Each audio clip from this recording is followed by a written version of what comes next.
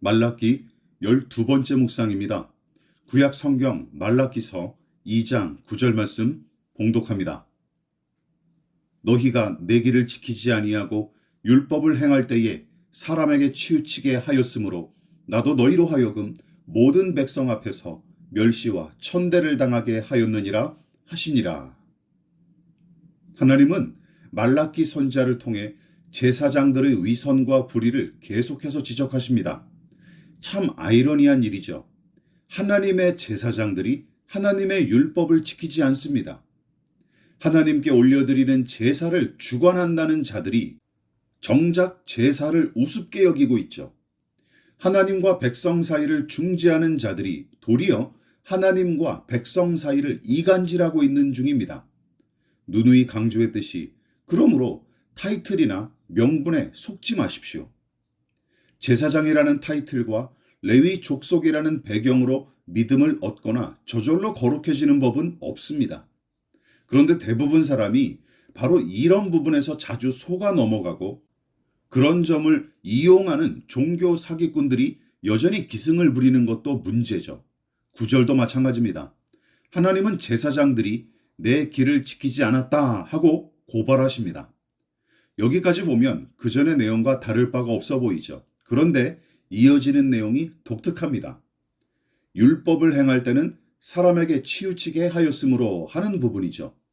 하나님의 길을 지키지 않았다는 말이 단지 추상적인 구호가 아니라 구체적인 행위에 대한 비판이자 지적임을 알 수 있는 내용이에요.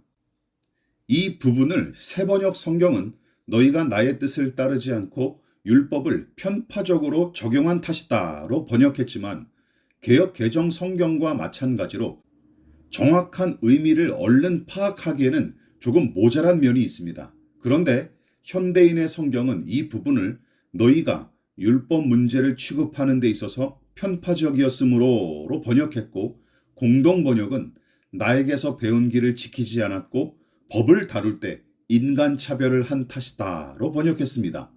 그러니까 제사장들이 하나님의 율법을 적용하는 데 있어 사람에 따라 차별했다라는 뜻이죠.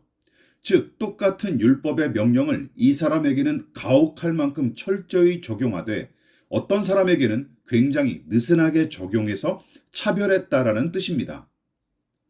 무전유죄, 유전무죄로 이해하면 얼른 와닿을 테죠.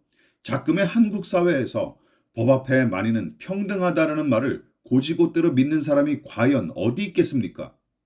그래서 사법부 역시 청산과 개혁이 필요한 적폐 중 하나라고 이야기하는 사람들이 허다해요. 똑같은 법을 어겨도 재벌과 정치인과 연예인 등과 같은 부류의 사람들한테는 관대한 것처럼 느껴지고 평범한 사람들한테는 냉혹하다 싶을 만큼 가차없이 적용되는 게 작금의 현실 아닙니까? 법정의 문제만이 아닙니다. 교회도 마찬가지죠. 말라기 선지자 시대의 종교 지도자들이 그런 식으로 사람을 차별했다라는 뜻입니다. 성전 유지와 자기들의 종교적 지위를 유지하는 데 보탬이 되는 권력자들에 대해서는 율법의 명령을 느슨하게 적용하거나 아니면 아예 그들의 구미에 맞춰 율법을 갖다 썼을 뿐입니다. 하나님의 법이 사람의 편리에 따라 이용되고 남용되는 현실, 하나님은 바로 그런 자들의 작태에 심히 분개하시고 분노하신 것이죠. 그것은 하나님의 존재 자체를 부정하는 행위이기 때문입니다. 그렇다면 작금의 교회와 교인들은 이 문제에서 자유로울까요?